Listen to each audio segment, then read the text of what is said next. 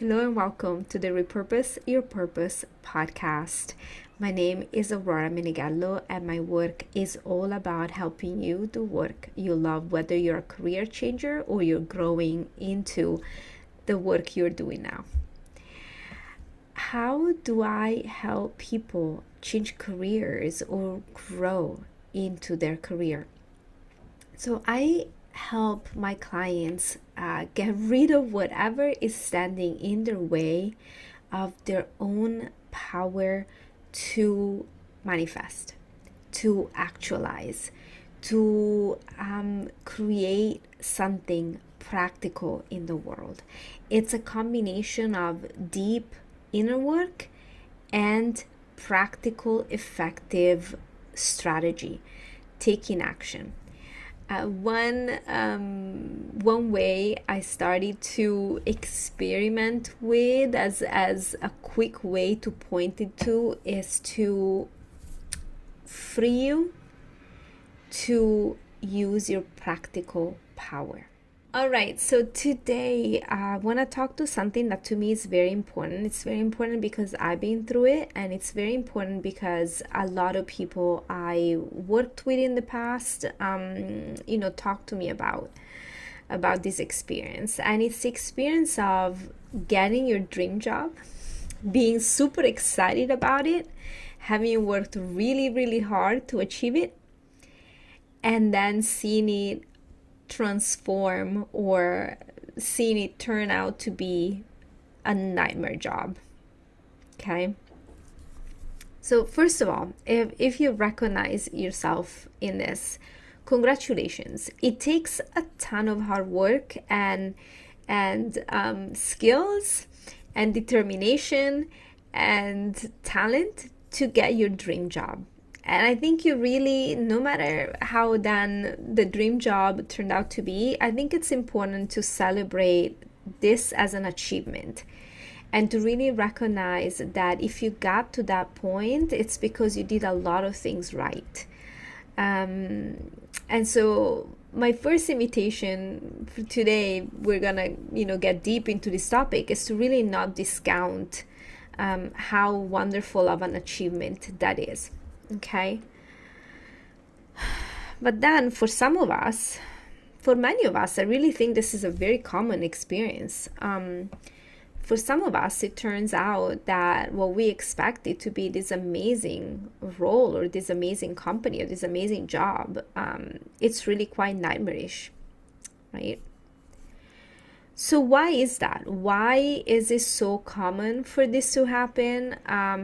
What do you do if this happens to you? What do you do if it's happened to you and you're still not over it and you keep thinking about it and it's giving you problems moving forward? Okay, let me go step by step, okay? Why does it happen?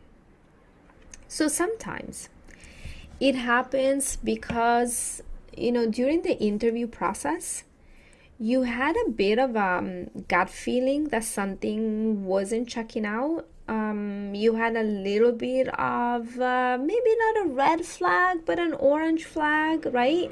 There was something there that you were like, oh, I don't know. But this was such an amazing opportunity. Everything sounds so good. You rationalize that away. And then when you got yourself into the actual job, it turns out the orange flag was like a 5 fire alarm or 5, what is it? A 5? Anyway, I can't remember that expression if I'm saying it right, but that gut feeling was accurate.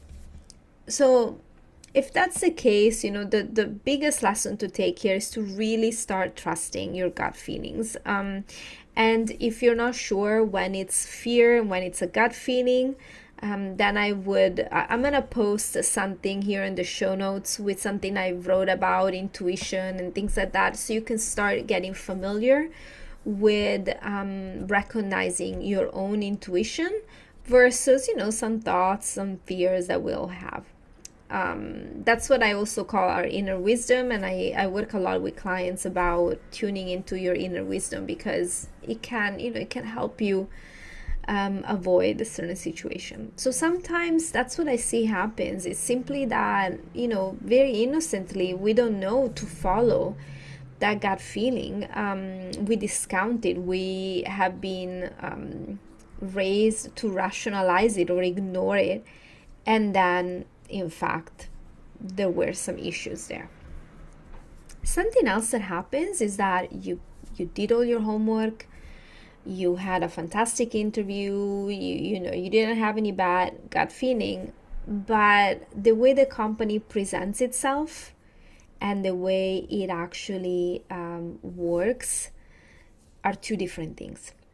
And so something that for you would have been a deal breaker, something that for you was really, already wouldn't have worked for you, they simply didn't disclose it to you. Sometimes it's not even malicious, sometimes they don't know. That's a thing. It's like it just operates within the company. Another sort of variation of this is that maybe you said yes because you loved your boss, or your role entailed something specific, and then once you got on board, the boss quit, very quickly, or there was a reshuffling of roles, or something happens essentially soon after you join the company. And so what was really amazing about that job ends up not being at all what you wanted, and in fact really not working for you. So that's another scenario. But I'm keeping the last reason here why I say from dream job to nightmare job, because I think there's a degree of difference here. So from dream job to well, it's not that great, but okay, I can see the point. That's a different scenario. From dream job to nightmare job, sometimes there's something deeper at work. And what do I mean by deeper is that sometimes our own growth comes through blind spots, meaning comes through something that we are not conscious of. Okay, let me give you a couple of examples. Okay, one is, and this both of all of these things that I'm telling you, by the way, I personally relate to, and also, as I mentioned, I hear from clients or potential clients quite often. If you've had a traumatic childhood, or you have some unresolved trauma in the past, sometimes you might not even know of the way this trauma shows up under stress. Okay, that's really what usually I've seen. We're not conscious of it. We get into a dream job. Usually it has more responsibilities. Maybe it's more stressful than what we're used to, or there are different kinds of people, interactions, dynamics. Maybe there's one person that, is not the best with us, whatever. And what happens is that our trauma reaction is triggered. But because we don't know about it,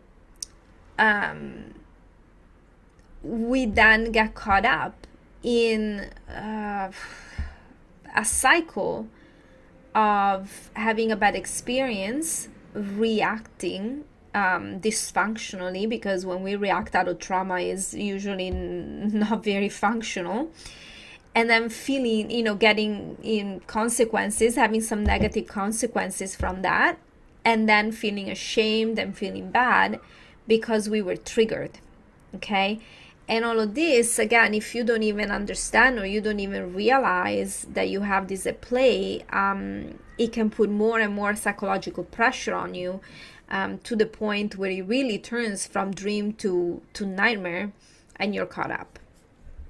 So first of all, if hearing this you feel like, okay, maybe that's what's happening, I just want to send you a lot of compassion and a lot of love, because you're not doing anything on purpose. It's not your fault. This is how sometimes we learn about ourselves. Okay.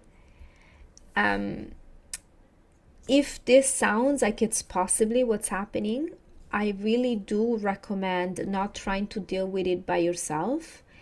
And depending on your childhood, getting a therapist. Okay, work with it, work on it with a therapist. You can also work with a coach, but not as a substitution for therapy. If there's this childhood abuse, there's childhood trauma, and it's getting poked, and you're realizing now at work that some of this is creating problems for you, you need support from somebody who is trained to help you with the past. Okay. Sometimes alongside a therapist, it can be really great to have a coach. And in fact, if the trauma is not about deep-seated wounds and childhood stuff, and you just haven't learned how to be more present and less reactive, it can be great to just go and work with a coach that can do a little bit of inner work with you. But I really want to share this with a lot of compassion, because in a way, that's what happened to me. I got triggered in things that I didn't even know. And I had been to therapy, quite frankly, just my therapist wasn't very good and hadn't explained a lot of things to me. And so it wasn't until a moment where, I had a lot of success that this thing really came out in a way that forced me to essentially look at it again and do some more inner work so that I could understand myself better and heal at a deeper level. So that's one, right? Another blind spot, it might not be trauma or all these kind of things. It might simply be that you're being called at this moment to expand your ways of being. Okay, what does that mean? Let's say that, for example, you're a leader. You've always been pretty good at being a leader, but now in this new position, you're dealing with personalities that report directly to you that for you are very, very challenging. You didn't choose your team, and now you're really finding yourself like, wow, this is driving me nuts. I don't know what to do. This is intense. And now again, my dream job is my nightmare job, right? Well, this might be an opportunity, and I know not the the one that maybe you desired, but an opportunity to really grow yourself in your wisdom, in your maturity, in your ability to set boundaries, or to be curious or open or flexible, or whatever it is, for you. And so sometimes change and transformation comes to us in a way that's painful. But if we see through and enter it with the understanding that the possibility for transformation and growth is there, then it can lead us to a much deeper way of being. It can lead to something quite extraordinary afterwards. Okay. So these are sort of the what comes to me top of mind about why from dream job we can find ourselves in nightmare job. Okay. And let me say something else about this. I think some of the pain that comes from this experience is that we are directly or indirectly, but I would say very often quite directly, taught that at some point, we find the little secret, we get the amount of salary, we get the career, the job, we get the partner, we get something outside of us, and we'll be done. It will all be okay from there. And it is simply not true. You know, life is ups and downs. Life is full of changes. And for some of us, the ups and downs are gentle, maybe with a few dips. And for some of us, the ups and downs are like a really, really intense roller coaster. Okay. And there's a mystery to that. I don't know why. I mean, we can talk philosophical and religious and spiritual theories here, right? But bottom line is like, I don't know, right? But it's important to see that even the dream to nightmare job is just part of the ups and downs of life. And sometimes this happens. So I want to talk about, what do you do if this is happening to you, what has happened to you, or how do you prevent it, and all this kind of stuff. Okay, so let's start from, if you're listening to this, you've never had this happen to you, and now you're scared and you're like, oh no, what do I do? How do I prevent it? Okay, so first of all, again, I'll say more about, you can't 100% prevent it. Okay, this stuff might happen. And I want to invite you to see it a little bit, as in, like, it is not a catastrophic thing. It is something that happens to a lot of people, okay? But one of the best ways to sort of like help yourself as much as you can to avoid it is to really do a lot of research on any company or role before you say yes. I have a whole course. I'm going to put it in the show notes on informational interviews. It's for career changers, but you can use it also if you're looking for a job. So you talk to people that already work at a company.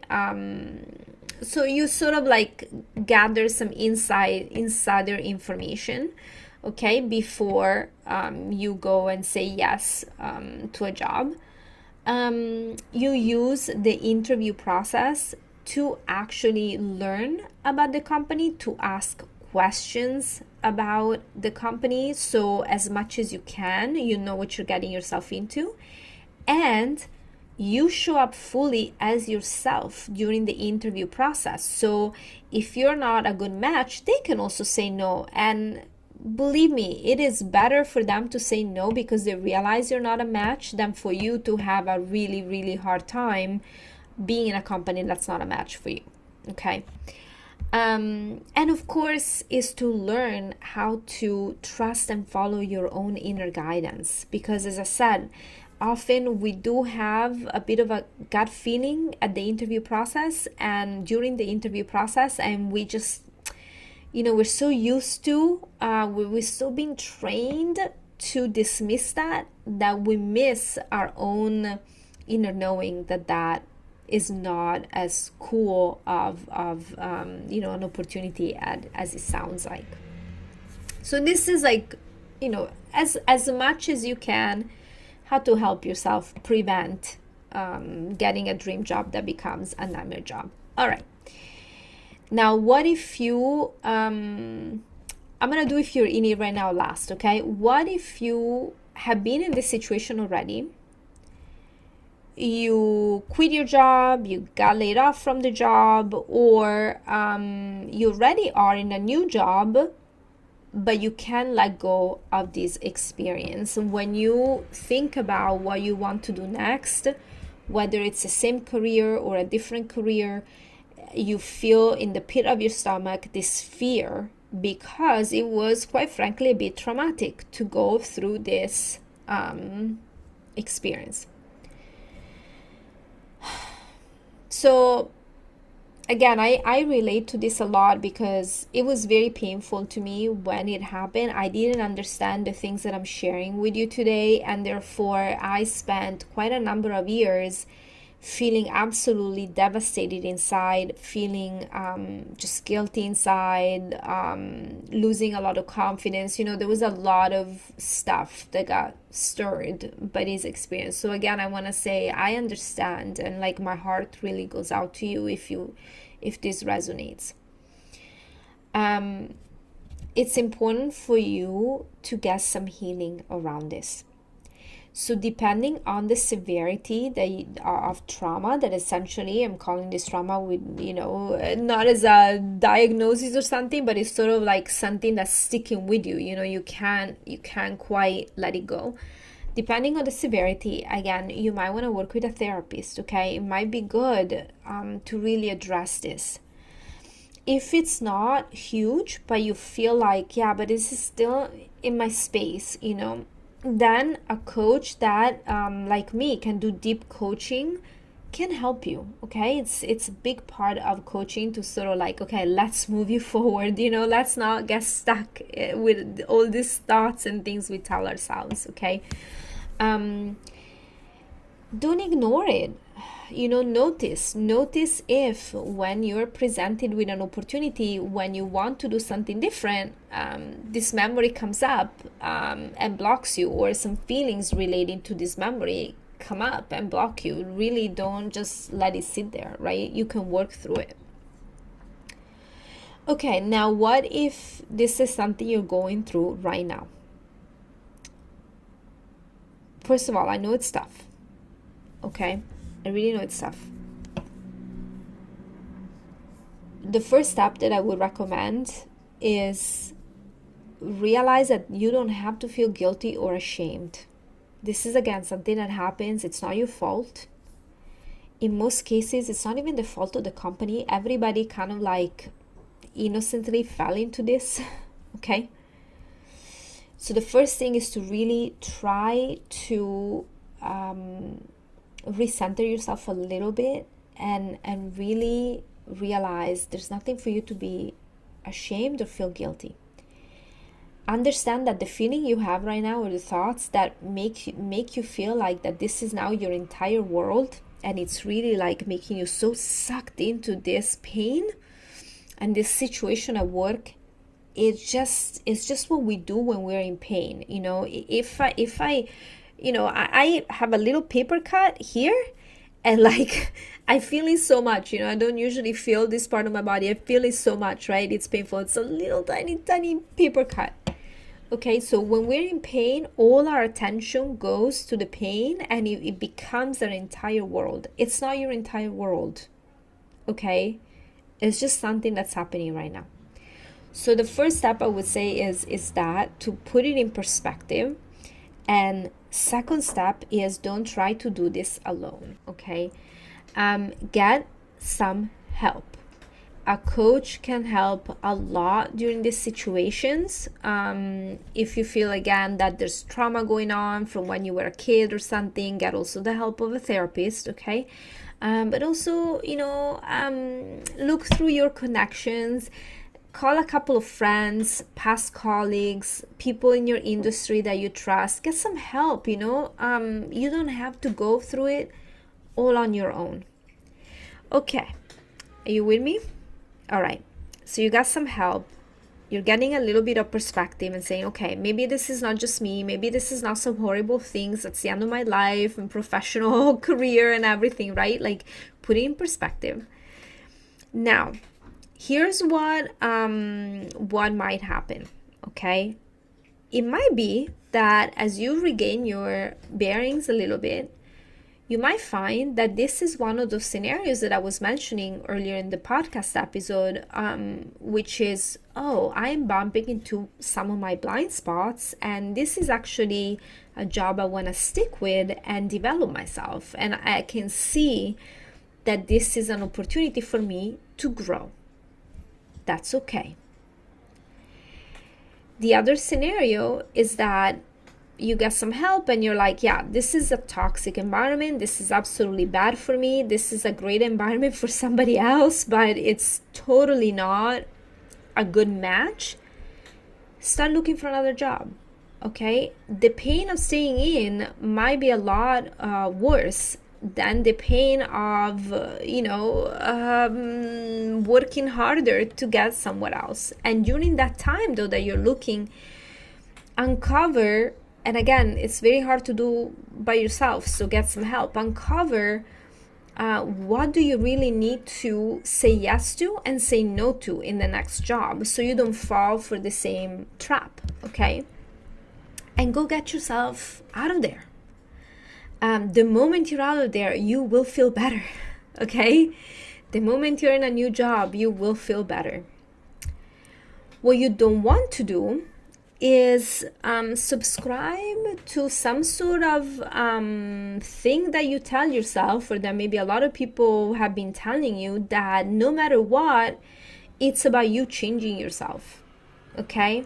Again, there are situations where a dream job can become a nightmare job momentarily because we need to grow in it.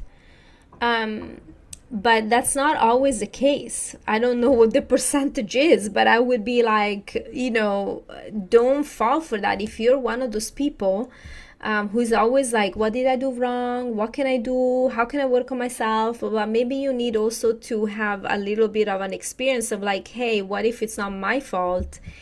And it's the outside environment that I need to get myself out of. So just word of caution, because I know some of you that listen to this podcast are a little bit like, the place you always look is how to fix yourself. And sometimes you don't have to fix yourself. All right. Sometimes you have to get yourself out of a bad environment. If you have questions about this, like leave it in the comments. I'm really curious because I'm very passionate about this topic, and I know there's a lot of nuance and things that can come up. I want to close this episode with some thoughts that came to me about a myth. So I'm not really into musicals. I like a few, but I'm not big into musicals. But somebody recommended Hadestown. I know I'm a few years late on this, but Hadestown, which is a musical retelling of the myth of Persephone. I should say that is a retelling of the myth of Orpheus and Eurydice. But as I watched this, and I actually enjoyed it, so if you like musicals, check it out. As I watched this, I was reminded of the myth of Persephone, and I never liked that myth. I was really into Greek mythology, and I like stories and myth in general. But when I was younger and I was really into myths, like I could never relate to that one. It just really pissed me off. Excuse my language. But watching the Hadestown and then reading, about the author and some thoughts about it, I decided, I kind of want to contemplate the myth of Persephone again and see if maybe now something different comes to mind. And there are whole theories about myths and fairy tales, like really pointing to things in the psyche, right? In being stories where if we contemplate them, there's some messages there that are much deeper about our psyche.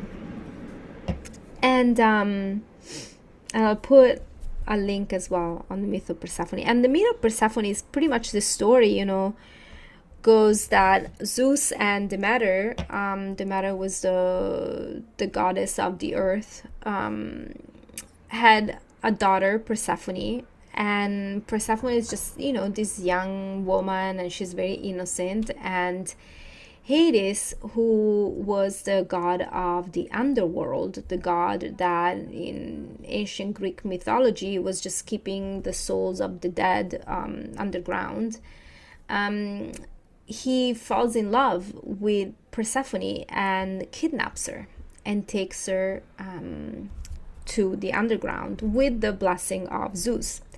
But Demeter, she's completely heartbroken because her daughter now is gone, and she tries every way she can to find her.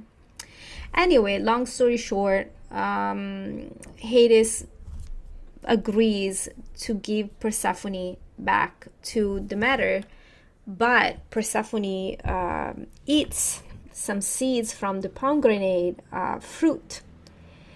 And basically that binds her to the underground. And so every year she has to spend some time in the underground, and when she's in the underground, no matter, her mother is so heartbroken that we have winter, and then when Persephone is back with her mother, we have spring and then summer. And I forgot what fall ends up being, but you understand essentially the thing. And so I think when I was young, this really upset me in many, many ways. First of all, a feminist way. But I really wanted a happy ending. I was very upset that why can't Persephone get back? Get back. That's it. All year round. Why does she have to stay there?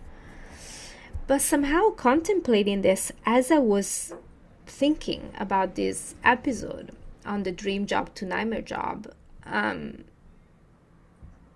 I started to see that it's a myth that tells us something about how we change.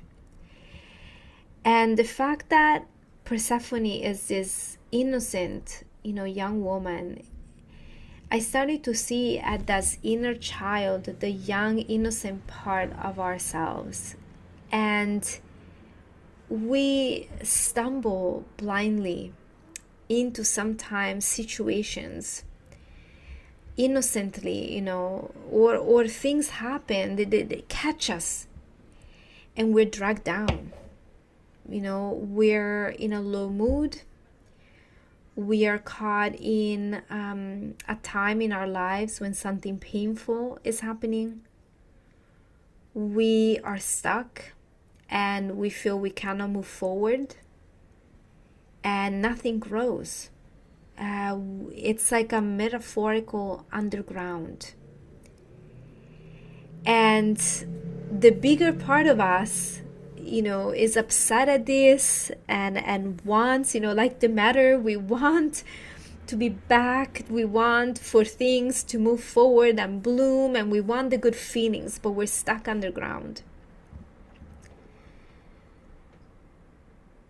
I've come to see that even though it doesn't feel good, even though I wish we could always be in eternal spring and summer, that would really be my preference.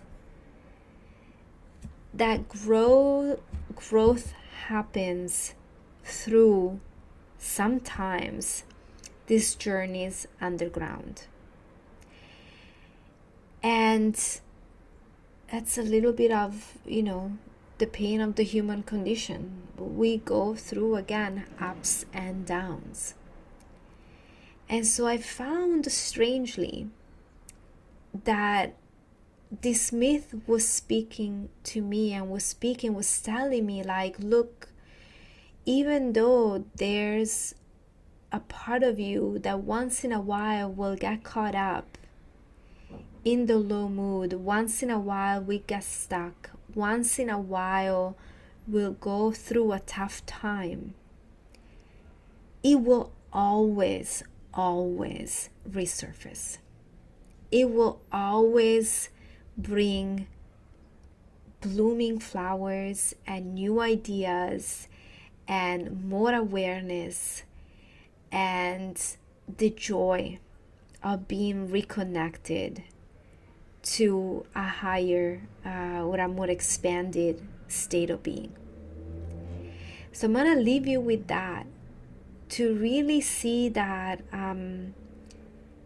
to have a bad experience at work is normal. It happens to everybody. I really wish, and I hope maybe you're one of those rare cases where it never happens to you. But I feel like if you can take it in stride a little bit and see that it doesn't just happen to you, it happens to a lot of people, you're not stuck with it. And that maybe this is the way that you're going to find an opportunity to grow, or to find something else, or to expand, or to heal. And yes, not the opportunity we would like. I would really like to have opportunities without pain. But that's what just happens at times in life. I'm going to leave you with that. Remember after winter always comes spring. And I recently shared this with a client, this quote from Albert Camus, the French existentialist philosopher. In the midst of winter, I found I had inside an invincible summer. I read this quote in high school and it stuck with me because it's so beautiful, and I can really relate to that. So I'm going to leave you with that. Tell me if you have questions or thoughts or anything about this topic, and I will see you at the next episode. If you're curious about anything, if you're curious about what I do, check out repurposeyourpurpose.com.